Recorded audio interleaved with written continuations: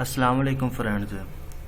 आज की वीडियो में मैं आपको बताता हूं कि अगर आपने विंडो न्यू की है तो इसमें माई कंप्यूटर शो नहीं हो रहा, तो उसका सलूशन मैं आपको बताता हूं। आपने माउस का राइट क्लिक करना है और पर्सनलाइज पे जाना है, और उसके बाद आपने थीम्स पे आना है, और उसके बाद आपने डेस्कटॉप सेटिंग पे जाना है। डेस्कटॉप सेटिंग में जाने के बाद आपको ये आइकन नज़र आ रहे होंगे। आप जो जो डिस्प्ले करवाना चाहते हैं उनको डिस्प्ले करवा सकते हैं। मसलन आपने माई कंप्यूटर को डिस्प्ले करवाना है, और यूज़र फाइल को और रिसाइकल बिन को, जो जो आप करवाना चाहते हैं वो आप डिस्प्ले करवा सकते हैं।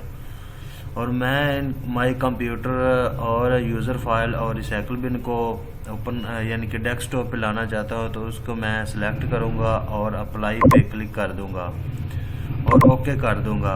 और देखें ये मेरे पास माई कंप्यूटर और रिसाइकल बिन और यूज़र फाइल्स नेम वो मेरे पास शो हो गया। अगर मेरी वीडियो अच्छी लगी हो तो मेरे चैनल को सब्सक्राइब करें, लाइक करें और शेयर करें। Thank you so much.